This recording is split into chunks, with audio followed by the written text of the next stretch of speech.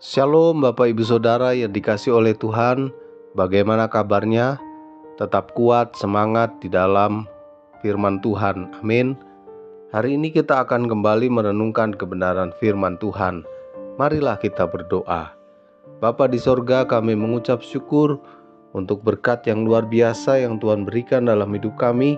Hari ini ya Tuhan, kami mau diberkati, dibekali melalui firman-Mu. Biarlah firman-Mu menjadi subur dalam hidup kami. Dalam nama Tuhan Yesus Kristus, mujizat-Mu terjadi melalui firman-Mu. Amin. Firman Tuhan hari ini berjudul Berkat-berkat Salomo, bagian 2. 1 Raja-Raja 3 ayat 28 mengatakan, ketika seluruh orang Israel mendengar keputusan hukum yang diberikan raja, maka takutlah mereka kepada raja, sebab mereka melihat bahwa hikmat daripada Allah ada dalam hatinya untuk melakukan keadilan. Bapak Ibu Saudara yang dikasih oleh Tuhan, inilah jawaban Salomo. Maka berikanlah kepada hamba-Mu ini hati yang faham menimbang perkara untuk menghakimi umat-Mu dengan dapat membedakan antara yang baik dan yang jahat, sebab siapakah yang sanggup menghakimi umat-Mu yang sangat besar ini? Lalu adalah baik di mata Tuhan bahwa Salomo meminta hal yang demikian. 1 Raja-Raja 3 ayat 9 dan 10. Mungkin banyak orang akan berkata bahwa Salomo itu bodoh. Disuruh Tuhan untuk meminta apa saja kok dia cuma menginginkan hikmat. Mengapa Salomo hanya meminta hikmat? Karena hikmat adalah sesuatu yang sangat dibutuhkan pemimpin dalam menjalankan tugasnya. Tanpa hikmat, seorang raja atau pemimpin tidak akan mampu menjalankan tugasnya dengan baik. Salomo tahu yang benar, yang ia butuhkan saat itu, dan hajat Tuhan yang sanggup memenuhi keinginannya itu. Karena Tuhanlah yang memberi hikmat, dari mulutnya datang pengetahuan dan kepandaian.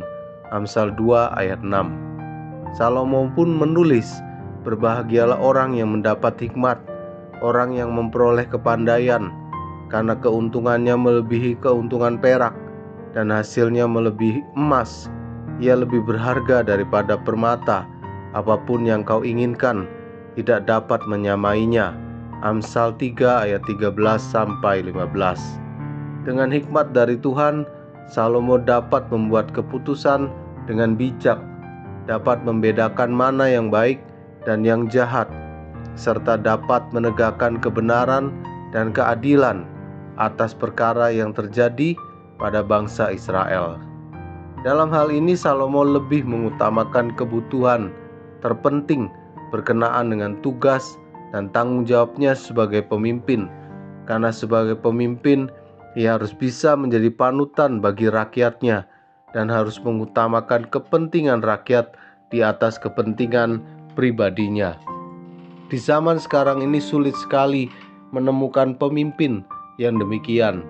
Kebanyakan orang yang sudah menduduki jabatan penting atau berada di atas lebih memikirkan kepentingannya sendiri. Dengan jabatan dan kekuasaan yang dimiliki, mereka berusaha untuk memperkaya diri sendiri dengan menekan orang-orang yang lemah. Kiranya kita pun memiliki kepekaan seperti Salomo dalam mengenali kebutuhan rohani yang paling mendasar, agar dalam setiap tanggung jawab yang kita emban, kita senantiasa mengandalkan hikmat dari Tuhan. Amin. Terima kasih untuk kebenaran firman-Mu hari ini, yang mengajarkan kepada kami pentingnya hikmat, dan itulah berkat yang Tuhan berikan kepada Salomo, dan berikanlah juga kepada kami, untuk kami lebih dari pemenang di dalam keluarga, bermasyarakat, usaha, pelayanan, lebih daripada pemenang. Di dalam nama Tuhan Yesus Kristus, haleluya, amin. Selamat melanjutkan aktivitas. Tuhan Yesus memberkati.